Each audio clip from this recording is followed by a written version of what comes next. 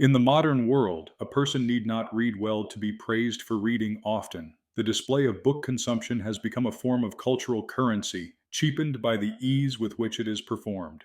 Piles of unread titles, carefully arranged in home offices and Instagram carousels, now pass for taste.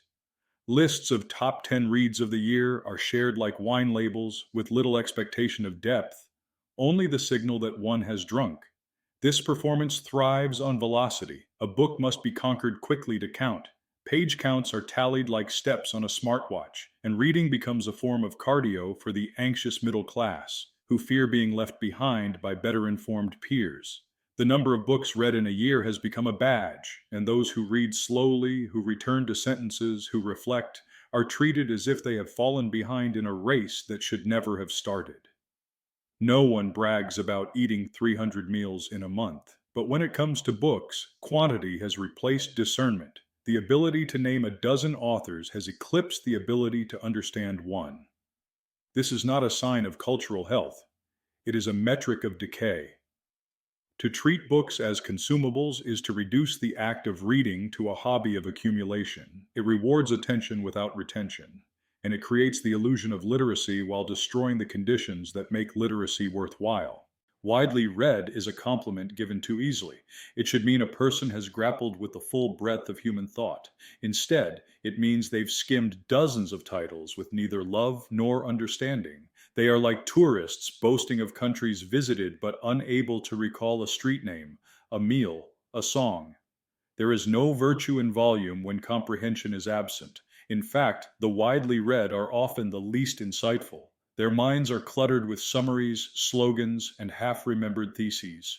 They speak in the tone of authority, but their thoughts are brittle. Like cheap plywood, their arguments collapse under scrutiny. The wide reading did not make them deep. It made them shallow in more places. This is not accidental. Our cultural gatekeepers reward speed over subtlety.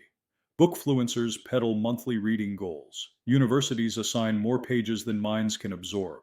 Employers applaud applicants who keep up with literature, as though good thought were a treadmill. The very institutions meant to elevate the intellect now encourage its mimicry.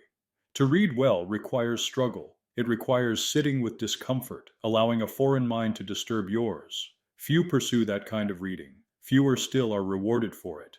Instead, mediocrity is mistaken for mastery because it moves quickly and wears the mask of familiarity. A culture that praises the widely read over the well-read will inevitably confuse information with wisdom, and that confusion is fatal to judgment.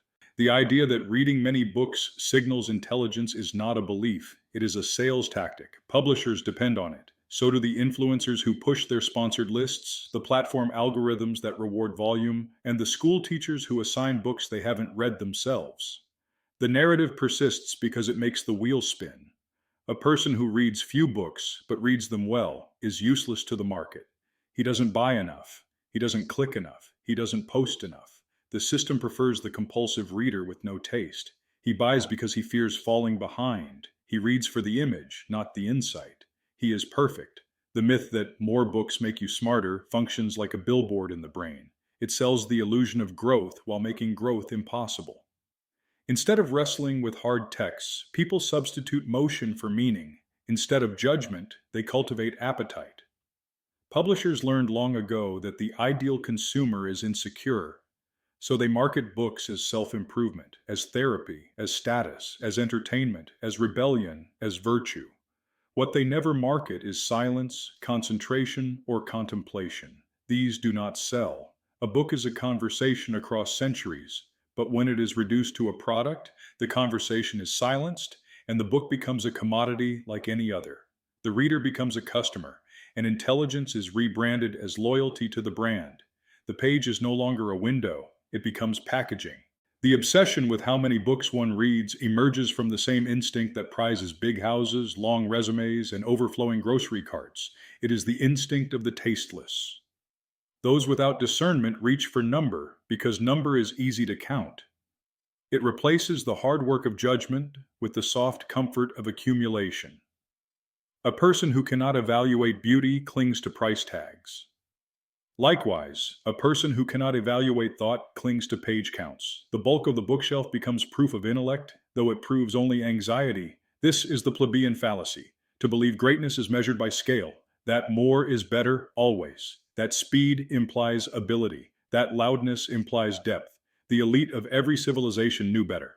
They passed down a few books, read deeply, returned to them. Their minds were trained not on novelty but on clarity. But a mass society cannot admit that quality is rare, so it exalts volume. It turns reading into a race and floods the market with books that are written to be consumed, not remembered. This is not an accident, it is a feature. A culture without standards defaults to metrics, and metrics demand quantity. The result is a reading culture that no longer knows how to appraise. People read like they eat at a buffet, quickly, carelessly, with pride and excess. In such a world, the man who reads slowly and chooses wisely is not admired. He is ignored, because he reminds the crowd that they are reading without thinking. Publishers do not print books to elevate civilization. They print books to sell them. This is not corruption. It is commerce. But commerce, left alone, will always favor the appetites of the crowd. And the crowd wants what is easy. The reader who exalts quantity over quality is not an independent agent. He is the target of a system built to flatter his vanity. His preferences align perfectly with the industry's incentives. He wants to feel smart. They want to sell paper. Between these, a pact is formed. The pact is sealed by metrics. Bestseller lists reward speed, not longevity. Social platforms promote what is posted, not what is pondered. Online retailers push endless sequels, bland derivatives, formulaic self-help tomes. All these exist to feed a consumer base that cannot distinguish between nourishment and filler. In this system, the classics are dead weight. They do not move quickly. They require effort. They call the reader upward. Worse, they ask for loyalty beyond the transaction. A person who rereads Plato buys no new book. A person who understands Dostoevsky resists the messages of lesser writers. He is dangerous. So the alliance endures. Pedestrian values feed corporate profits, and corporate marketing flatters pedestrian values. They raise up influencers who confuse activity for depth and reading logs for character.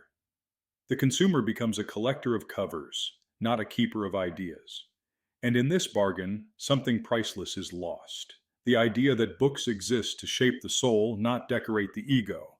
A culture that reads badly will soon write badly. And once it writes badly, it begins to think in slogans, speak in fragments, and live in confusion. The disease of superficial reading becomes a civilizational deficit. Literacy remains. Thought disappears. The mass production of books has not led to a renaissance. It has led to glut. Every week, thousands of new titles arrive like fast fashion. Briefly popular, quickly discarded. The shelf groans not from greatness, but from volume, and beneath that weight, the signal is lost. It is no longer possible for the average reader to distinguish the timeless from the trendy. The noise is too loud. The signal, when it appears, is mistaken for a fault in the feed. A serious book, rightly written, now feels out of place. It does not conform to genre, platform, or dopamine schedule. This is the final stage, when the structure of the literary world actively suppresses literary excellence, not through censorship, but through saturation. The classics are not banned, they are drowned. The tragedy is not merely aesthetic, it is civic. A people trained to read badly cannot govern themselves well. They absorb complexity poorly. They fail to detect lies. They crave entertainment over truth. And they reward those who tell them what they already think. In a better order, books are not consumed. They are entered slowly, like sacred places.